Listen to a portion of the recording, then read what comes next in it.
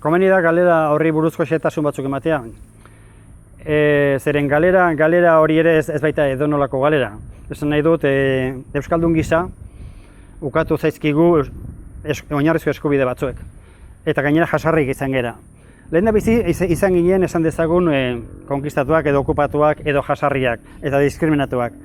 Eta horren ondorio zain zuzen ere asimilatuak, ordezkatuak, gure hizkuntza eta kultura ordezkatu eta hain zuzen ere elebitasun prozesu baten ondotik Euskaldun asko elebakarra da eta beraz erreferentzi kultural espainoletan edo frantsesetan bizi gera. Beraz, orduan etsaiak zer egin digu, kasu honetan Espainiak edo Frantziak lehendabizi zapaldu, esan dezagun modu fisikoan eta modu violento batean, eta gero hain zuzen ere asimilazioaren ondoren gure kontzientzia eta gure nortasuna galdu ondoren, hain zuzen ere integratu egin gera, nahi gabe, baina hori du hain zuzen ere problematika honek.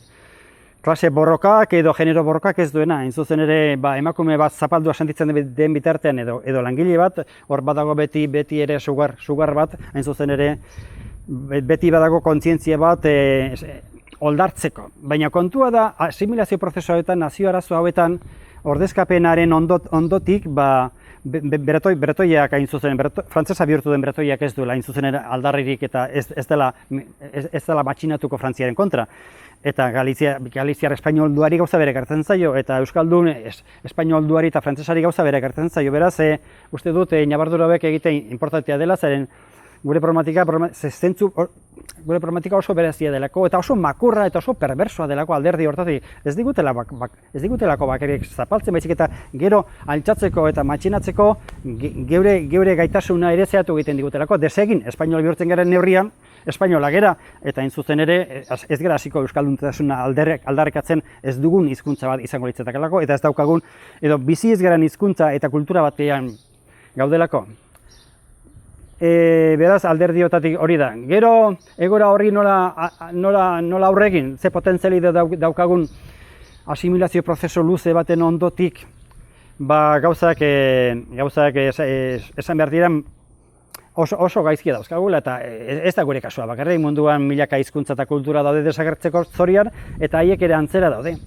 Esan nahi dut, gehienetan berandu xamari iristen gera, zerbait egiten hasten gera, esan nahi dut buelta ematen, konturatzen gera gure herria badoakigula, gure hizkuntza badoakigula, zerbait egiten hasten gera, baina masa kritikoa falta zaigu, hain zuzen ere, euskaldungoa edo euskeraz bizi den masa kritiko hori, hain izan da murriztua eta asimilatua eta ordezkatua, orduan kontua da gaur egun gauden bezala gaudela, eta daukagun potentziala den murritza daukagula.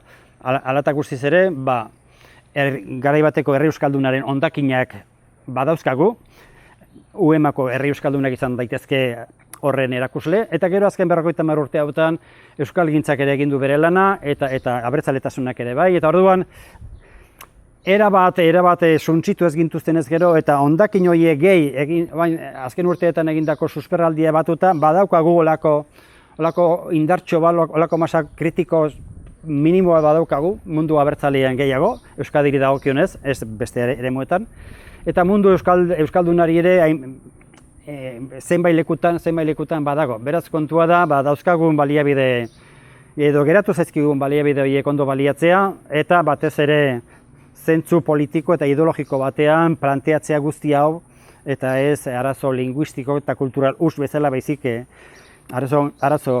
arazo politikoa baita, eta gure nazio kulturala arriskuan dago, baina nazio kulturala horri buelta emateko nazio politikoa behar dugu, beraz estatu bat behar dugu, eta beraz esan dezagun planteamendu orokor integral baten barruan integratu beharko genituzkela elementu guzti hauek.